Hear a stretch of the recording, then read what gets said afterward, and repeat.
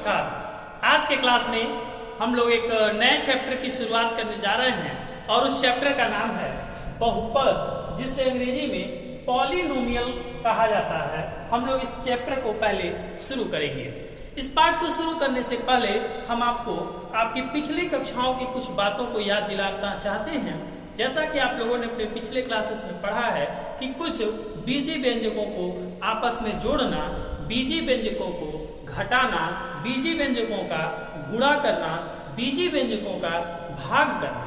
साथ ही साथ आप लोगों ने कुछ बीजी व्यंजकों का गुणनखंड करना भी सीखा और कुछ सर्वसमीकाओं के भी बारे में पढ़ा था। एक बार हम उन सर्वसमीकाओं को पुनः आपको स्मरण करा दें। आप पढ़े होंगे कि x प्लस वाई का होल स्क्वायर इक्वल होता है X square plus Y square plus 2xy। एक ये सर्वसमीका आप पढ़े होंगे। इसी प्रकार x माइनस वाई का होल स्क्वायर आप पढ़े होंगे X square plus Y square minus 2xy। साथ ही साथ आप पढ़े होंगे a square minus B square equal a plus B और एक ब्रैकेट में a माइनस बी।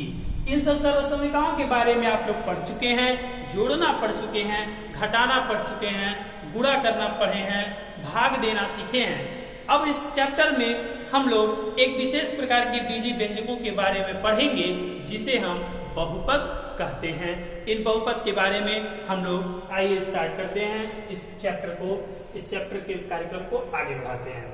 तो सबसे पहले देखिए, हम लोग सर्वप्रथम यह याद करना का प्रयास करते हैं कि हम किसी बहुपद को लिखते कैसे हैं, किसी भी बीजी व्यंजकों को हम लिखते कैसे हैं, उनके प्रतीक क्या होते हैं, उनके संकेत क्या होते हैं, इसके बारे में आइए डिस्कस करते हैं। तो आप लोग पढ़े होंगे ए बी सी डी और इस तरीके से जेड तक के अक्षरों का उपयोग बीजी व्यंजकों को लिखने के लिए होता है, जिन्हें हम चर कहते हैं और अंग्रेजी में इसे हम वेरिएबल के नाम से जानते हैं। इसके साथ ही साथ हम लोग कोई एक अक्षर भी लेते हैं। जैसे अक्षर में एक, दो, कोई पूर्ण संख्या, परिमेय संख्या, अपरिमेय संख्या, इस तरह की संख्याओं को हम अक्षर के रूप में भी इस्तेमाल करते हैं। अगर हमें कोई बहुपद हमें कोई बीजी व्यंजक को लिखना है तो लिखने के लिए हम क्या करते हैं, जैसे मान लीजिए हम एक अक्षर को पहले लिखते हैं, एक अक्षर को लिखते हैं जिसको कांस्टेंट कहा जाता है और फिर साथ में एक चर को भी लिख के गुणा करा देते हैं। जैसे एक अक्षर की बात करें, अगर हम एक चर के बहुपद की बात करते हैं तो एक चर में अगर हमें कोई बीजी व्यंजक लिखना है तो मान लीजिए वह चर यक्स है और हम कोई एक अक्षर ले लिए तो यहाँ 2 हो गया और चर की जगह यक्स हो गया, तो यह जो 2x लिखा गया यही बीजीय व्यंजक के नाम से जाना जाता है। तो यह तो आप लोग समझ चुके हैं, इसको आप पहले भी समझे हैं। एक चर के साथ एक अक्षर को लिख के हम एक बीजीय व्यंजक लिखते हैं, इस तरह से यह होता है। अब आइए हम लोग इसके आगे भी डिस्कस करते हैं। अब देखिए, अब इसके बाद हम लोग क्या डिस्कस करने चल रहे हैं, एक चर में बहुपद की बात करेंगे कि एक चर में बहुपद क्या कहलाता है।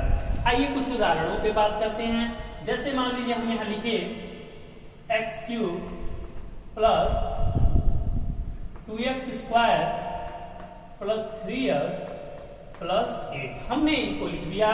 तो यह आप इसको अगर ध्यान से देखें तो प्रत्येक में कौन सा चर का इस्तेमाल हुआ है, यक्स चर का इस्तेमाल हुआ है। आप देख रहे हैं कि यहाँ नहीं है, तो इस तरीके से इसको हमने लिखा। तो आप देख सकते हैं कि यहाँ जो आप इन चीजों को पा रहे हैं, यह एक चर में बहुपद कहलाता है। एक चर में बहुपद क्यों कहलाता है, इसके भी बारे में चर्चा करते हैं।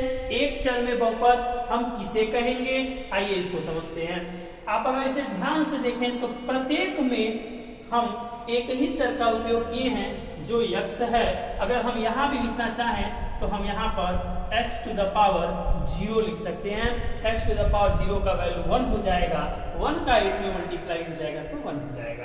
आप देखिए हर जगह इसमें यक्स है, यानी हम कहेंगे कि यह चर यक्स में बहुपद है। किस चर में बहुपद है, तो चर यक्स में बहुपद है।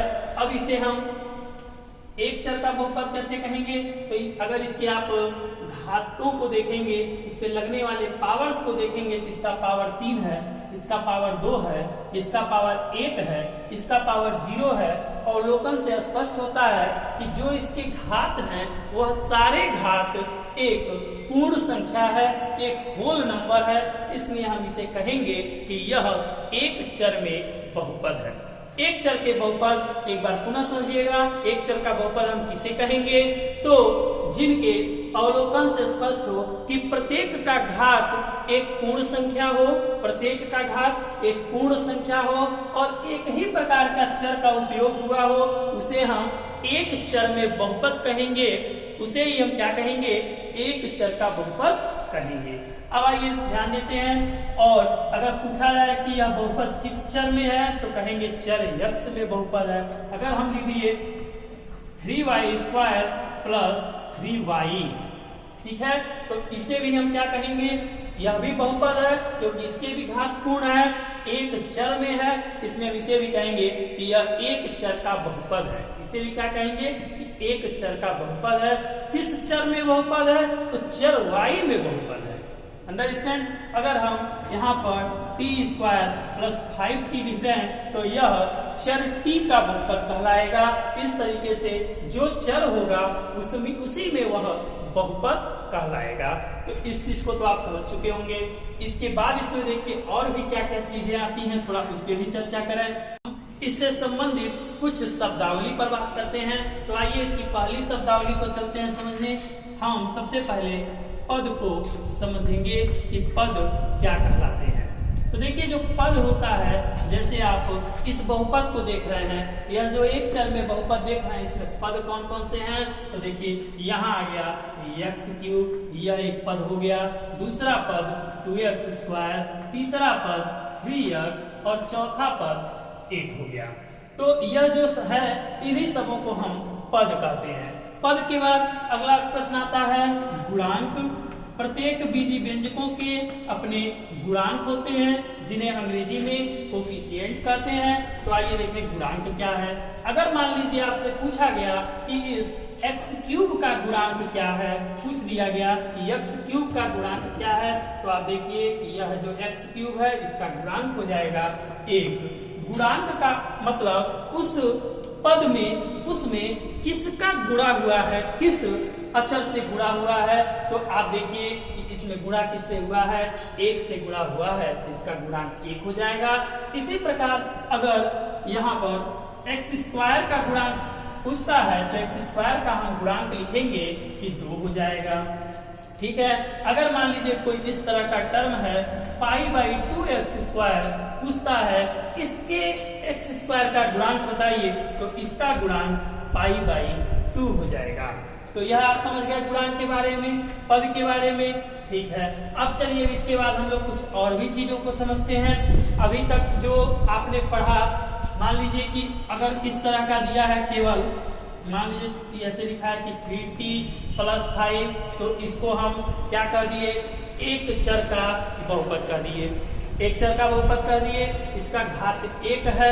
ठीक है, तो यह एक रैखिक बहुपद हम इसे कह सकते हैं, लीनियर पॉलिनोमियल कह सकते हैं। अब अगर मान लीजिए कि यहाँ पर इसका जो घात है वह उच्चतम घात 2 मिलता है, क्या मिलता है?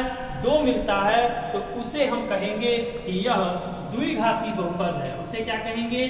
कि वह द्विघाती बहुपद है। ठीक है, द्विघाती बहुपद होगा। जैसे अगर मान लीजिए आपके सामने लिखा है कि x² + 3x + 5, पूछेंगे कि यह कैसा बहुपद है? द्विघाती बहुपद है। कितने पद हैं? तो 3 पद हैं। ठीक है, द्विघाती बहुपद है, कितने पद हैं? 3 पद हैं। इस तरह से आप समझा देंगे।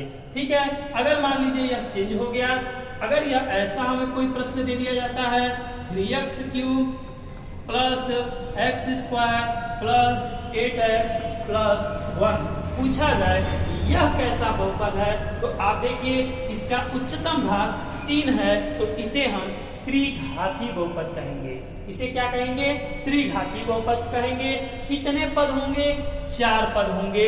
तो इससे आप यह भी समझ पा रहे होंगे कि किसी त्रिघाती बहुपद में अधिकतम कितने पद हो सकते हैं? तो 4 पद हो सकते हैं। किसी द्विघाती बहुपद में अधिकतम कितने पद हो सकते हैं? तो 3 हो सकते हैं। और अगर कोई रैखिक बहुपद है तो उसमें कितने पद हो सकते हैं? तो 2 हो सकते हैं। यानी जितने घात का बहुपद होगा उससे एक ज्यादा पद होगा। कहने का मतलब है त्रिघाती बहुपद होगा तो 4 पद हो जाएंगे।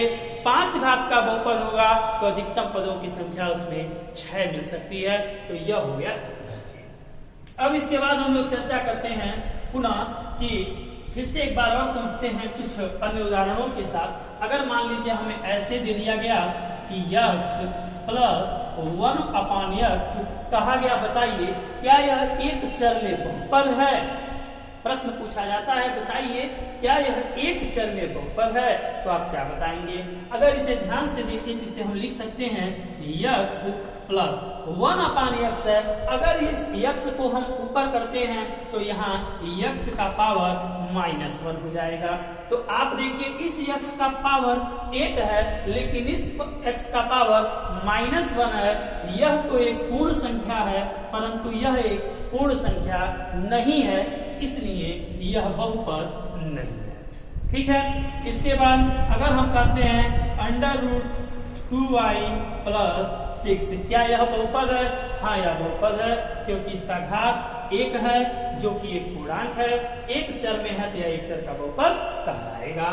साथ ही साथ अगर हम लोग ऐसे लिख दें 2√t प्लस 6t, क्या यह एक चर में बहुपद है? तो सबसे पहले आइए चेक करते हैं, घातों को चेक करते हैं। यह तो 2 है और यहाँ √t को हम t का पावर 1/2 लिख सकते हैं प्लस 6t हो गया। तो इस t का पावर तो 1 है लेकिन इस t का पावर 1/2 है। तो 1/2 एक पूर्ण संख्या नहीं है, यह एक पूर्ण संख्या नहीं है, इसलिए यह एक चर में बहुपद नहीं है। ठीक है। तो यह चीज आप समझ गए कि एक चर का बहुपद कौन है, एक चर का बहुपद हम कैसे पहचानेंगे। इन चीजों को तो आप बहुत अच्छे से समझ चुके हैं। साथ ही साथ हम लोगों ने बहुपद में पदों के बारे में जाना, बहुपद के गुणांकों के बारे में जाना, द्विघाती बहुपद, त्रिघाती बहुपद को बहुत ही अच्छी तरह से हम लोगों ने समझा और मुझे उम्मीद है कि आप इस चीज को खूब अच्छे से समझ गए होंगे।